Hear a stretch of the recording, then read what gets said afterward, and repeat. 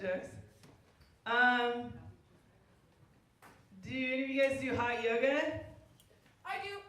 You do, right? All right, so I used to be in this, I know it's hard to believe, but I used to do hot yoga a lot too. I was really into it. I would go into this gym up in Portland, and I'd be doing my hot yoga poses all the time.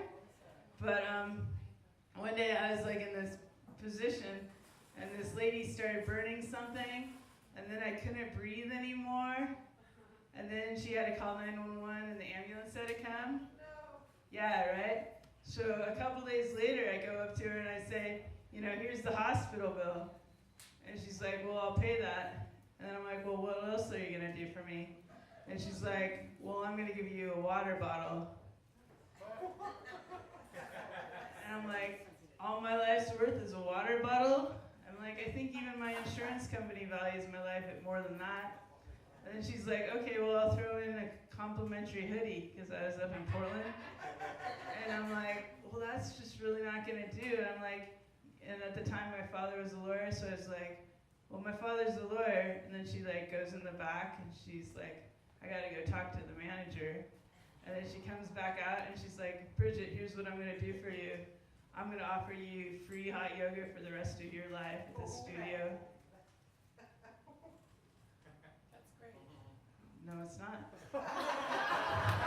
We'll take it. I said, no, thank you. I don't want to do yoga at your studio ever again. And I walked away. And that's probably why I'm not very flexible now, but it's all right. At least I'm still alive. All right, let's see what else I want to talk about. Do you guys, any of you guys ride Uber? No? This girl's like an idiot. She like goes out of the bar and she's like, she gets in the wrong car. For those of you guys who ride Uber or Lyft or whatever, whenever you prefer, like it has a light on it, a bright light on it. It also shows you the license plate number and a picture of the driver. This girl is just stupid. That's good, I got it Tori to walk away. That's good. Let's see what else do I want to talk about. It wasn't me. I don't get it. All right. So we don't have any minors in here. We've gone over that. Okay, cool. I'm going to talk about my retail day of my life and my retail job.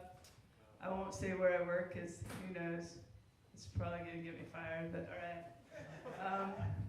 You guys ever park in the same place at your retail spot because you don't know when you come back out where your car's at?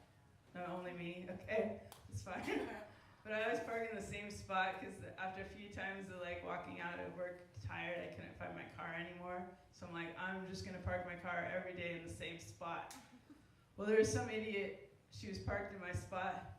So I just parked like right next to her because I didn't want to not be able to find my car when I came out later that night. And I looked over and I'm like, oh, she's just taking a nap with all her windows rolled down. But she had a needle in her arm. And she was slumped over. So then I just kind of ignore it because I work at this retailer and it's full of traumatic stuff and I become numb, kind of like just numb. So I go in and the boss is standing outside and then she's like, anything going on? And I'm like, yeah, there's somebody overdosed in the car next to me. You might want to look at that. Don't worry, they called the ambulance. The lady's alive now, whatever, you know. I said, oh, it must be dope day, the day they deal dope in the parking lot. Because there was also like this big like bus or RV or whatever. I'm not mentioning whatever. Is that where you gotta get your dope? Okay, I'm just curious. Like, I'm not saying they use dope, but anyway, same thing everywhere. Anyway, so then I go in and work and like the guy's obviously intoxicated in the freezer and he knocks over all the hams on me and they fall on me and I get hurt. But you know what they tell me? They tell me, oh, you can't accuse somebody of being drunk at work. And I'm like, okay, just let it go. Then, like, the day just progresses on, you know, and I'm a sample girl, so I hand out samples. I was handing out, like, Aloha Sierra's just on her phone, you know. Oh, sorry. It's cool, Sierra. We'll be cool with it. I'm just only get a few minutes up here on stage, but it's cool. Don't worry about it. I just drove from Ashland, but that's cool. Don't worry about it. Anyway, I'm a sample girl, and I hand out nachos and chips and salsa and stuff. And people are fucking rude at this place where I work at. And they come in and they're like, oh. And then they just shove, they like take a couple bites of the chips and then they just throw it back at me. And then I have to like re-wash my hands every time this happens in my little sink because they've given me a sink now because it's such a problem. And then like, that's alright, like that's part of sampling, I guess, you know? But like, I don't know, this is gonna be all a routine about work. But then I go back out to my car at the end of the evening and there's a gentleman in the car all slumped over. And I'm like, fuck it. I need to go home to go do some comedy, so I just walked away. The other day, this guy did this magic trick on us, and like, did you watch that? Was he touching both of our shoulders? I'm still confused. The magician never reveals his tricks.